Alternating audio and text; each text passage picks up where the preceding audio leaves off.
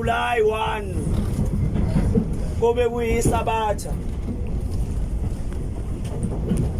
Siyabamema bonke abantu, sibamemela kushembe ukuba bayofaka abantu bakubo.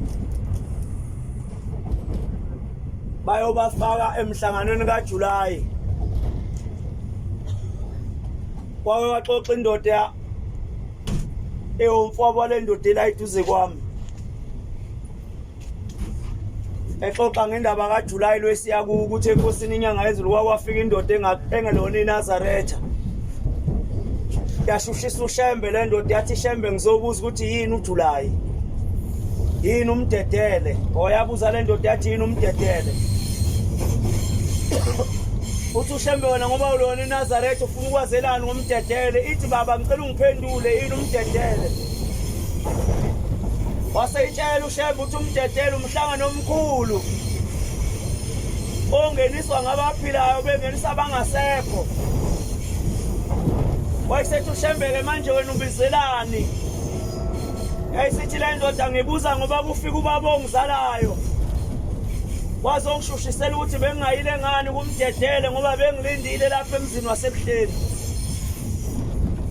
Uthi kodwa into engidide ngobaba ukumbona ubaba engagqokile kanti mhla simhambisa emhlabeni sasimgqokisile sasamfaka ngisho ingubo samphelezela nangenkomo kodwa ngambona engagqokile.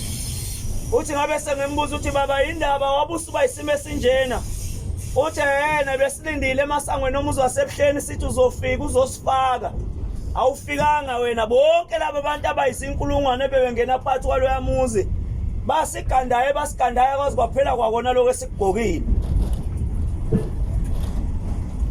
Nawe siyakumema ukuthi hamba ofaka abakini bakulindile khona ungayifakile ingubo emhlophe.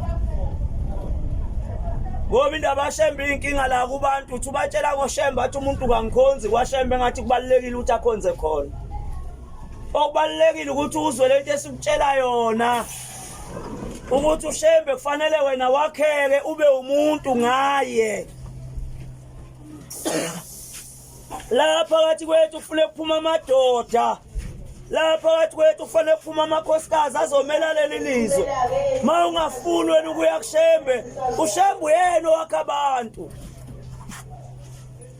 Ushembe uyena owakha abantu. Emhlabeni nje nawe uyabona ukuthi uhulumeni naye udidekile ukuthi lento kaShembe ngayibulala kanjani ngoba uShembe kumele ukwakha abantu emhlabeni.